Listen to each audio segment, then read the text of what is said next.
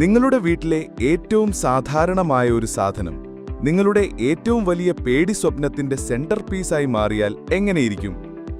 The coffee table ഒരു സാധാരണ domestic ഡ്രാമയല്ല. ഇത് പതിയെ ടെൻഷൻ കയറി വരുന്ന ഒരു ഹൊററാണ്.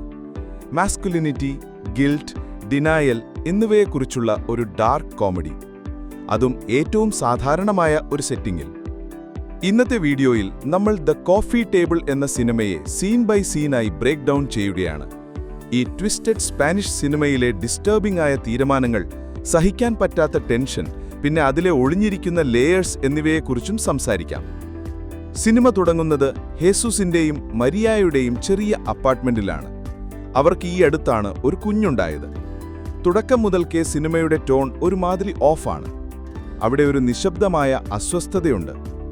മരിയ ക്ഷീണിച്ചിരിക്കുന്നു, ഫ്രസ്ട്രേറ്റഡ് ആണ്, പുതിയ അമ്മ എന്ന നിലയിലുള്ള ഭാരം ചുമക്കുന്നു. ഹേസൂസ് ആണെങ്കിലോ ഓക്വേർഡാണ്, ഡിഫെൻസീവാണ്, സ്വന്തം കാര്യം മാത്രം നോക്കുന്ന ഒരാളാണ്. അവരുടെ സംഭാഷണങ്ങളിൽ നിറയെ മൈക്രോ അഗ്രഷൻസും പാസീവ് അഗ്രസീവ് സംസാരവുമാണ്. അത് ഉച്ചത്തിലുള്ള വഴക്കുകളോ അടികളോ അല്ല, അത് റിയലാണ്, നമ്മളെ അസ്വസ്ഥരാക്കുന്ന അത്ര റിയൽ. അവിടെ നിന്നാണ് ഹൊറർ തുടങ്ങുന്നത്. പ്രേതങ്ങളെക്കൊണ്ടോ ചോരയെക്കൊണ്ടോ അല്ല, മറിച്ച് മോശം തീരുമാനങ്ങളും വീക്കായ പുരുഷന്മാരെയും കൊണ്ടാണ്.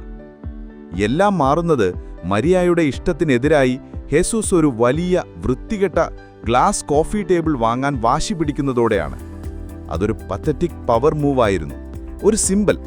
അവന് കൺട്രോൾ വേണമായിരുന്നു, ഒരു സാധനമെങ്കിലും അവൻ്റേതായിരിക്കണം എന്നവന് വാശിയായിരുന്നു. അതിനുശേഷം ആ സീൻ വരുന്നു, സിനിമയുടെ ഗതി മാറ്റുന്ന ആ രംഗം. ആ കോഫി ടേബിൾ ഇൻസ്റ്റാൾ ചെയ്യാൻ ശ്രമിക്കുമ്പോൾ ഭീകരമായൊരു അപകടം സംഭവിക്കുന്നു. ഓഫ് സ്ക്രീനിൽ, പെട്ടെന്ന്, പേടിപ്പെടുത്തുന്ന രീതിയിൽ. അവരുടെ കുഞ്ഞ് ആ ടേബിളിനടിയിൽ പെട്ട് ഞെരിഞ്ഞു പോകുന്നു. അത് കാണിക്കാത്തതിലാണ് സിനിമയുടെ ഹൊറർ. ആ നിശബ്ദതയിൽ, ഹേസൂസിന്റെ മുഖഭാവത്തിൽ. അവൻ കരയുന്നില്ല, അലറുന്നില്ല.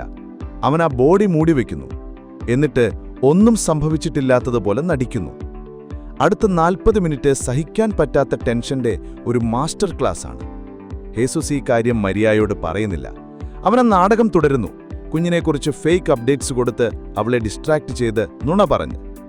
ഇതെല്ലാം നടക്കുമ്പോൾ കുഞ്ഞിന്റെ ബോഡി ആ കോഫി ടേബിളിന് താഴെ ഒളിപ്പിച്ചു വെച്ചിരിക്കുകയാണ്.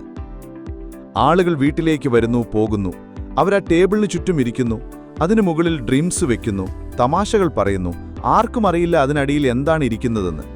ഇത് അബ്സേർഡാണ്, ട്രാജിക്കാണ്, ഏറ്റവും ഡാർക്കായ ഒരു പിച്ച് ബ്ലാക്ക് കോമഡി. മരിയായ്ക്ക് സംശയം തോന്നി തുടങ്ങുന്നു. ഹേസൂസിന്റെ നിയന്ത്രണം നഷ്ടപ്പെടുന്നു. ഗിൽറ്റ്, പാരനോയ, ഡിനായൽ എല്ലാം കൂടി അവനെ വേട്ടയാടുന്നു. പക്ഷെ സത്യം തുറന്നു പറയാൻ ധൈര്യമില്ലാത്ത ഒരു വീക്കായ മനുഷ്യനാണവൻ. ആ വീക്ക്നെസ്, അതാണ് ഈ കഥയിലെ യഥാർത്ഥ മോൺസ്റ്റർ. അപ്പോൾ എന്താണ് ദ കോഫി ടേബിൾ ശരിക്കും പറയുന്നത്?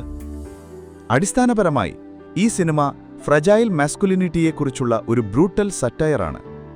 ഹേസൂസ് ഒരു വില്ലനല്ല, അവൻ വെറുമൊരു ഭീരുവാണ്. അവന്റെ ആ ഭീരുതമാണ് ഒരു ദുരന്തത്തെ ഹൊററാക്കി മാറ്റുന്നത്. ആ കോഫി ടേബിൾ ഒരു മെറ്റഫറായി മാറുന്നു. കള്ളയായ ശക്തിയുടെ, അസ്ഥാനത്തുള്ള അഹങ്കാരത്തിന്റെ, പറയാതെ മനസ്സിൽ വെച്ച കുറ്റബോധത്തിന്റെ ഭാരത്തിന്റെ. എപ്പോഴൊക്കെ ആരെങ്കിലും അതിൽ തൊടുന്നുവോ അതൊരു ഓർമ്മപ്പെടുത്തലാണ്, ആരും കാണാത്ത ആ സത്യത്തിന്റെ ഓർമ്മപ്പെടുത്തൽ. ചിന്തിക്കാൻ പോലും പറ്റാത്ത കാര്യങ്ങളെ നമ്മൾ എങ്ങനെയാണ് ഒഴിവാക്കുന്നതെന്നതിനെക്കുറിച്ചുള്ള ഒരു കമന്റ് കൂടിയാണ് ഈ സിനിമ. നമ്മൾ നമ്മളോട് തന്നെ എങ്ങനെ നുണ പറയുന്നു? ഒരു വലിയ ഹൊററിന്റെ നടുവിലും നമ്മൾ എങ്ങനെ ചിരിച്ച് തലയാട്ടുന്നു? സിനിമയുടെ എൻഡിംഗ് ഒരു പൊട്ടിത്തറയല്ല, അത് പതിയെ താഴ്ന്നു പോവുകയാണ്. എന്തോ പ്രശ്നമുണ്ടെന്ന് മരിയായ ഒടുവിൽ തിരിച്ചറിയുന്നു. ആ നിശബ്ദതയുടെ ഭാരം താങ്ങാനാവാതാകുന്നു. ഹേസൂസ് ആണെങ്കിലോ അവൻ ഒരിക്കലും അത് സമ്മതിക്കുന്നില്ല. അവിടെ ഒരു റിഡംഷൻ ഇല്ല, ഒരാശ്വാസവുമില്ല. അവിടെ ആ കോഫി ടേബിൾ മാത്രം. ഇപ്പോഴും അവിടെ തന്നെയുണ്ട്, ഇപ്പോഴും വൃത്തികെട്ടതാണ്, ഇപ്പോഴും ആ സത്യമുള്ളിൽ സൂക്ഷിക്കുന്നു. ദ കോഫി ടേബിൾ 2022 ഏറ്റവും ഡിസ്റ്റർബിംഗ് ആയ, ബ്ലീക്കായ, എന്നാൽ വിചിത്രമായി ഫണ്ണിയായ സിനിമകളിലൊന്നാണ്.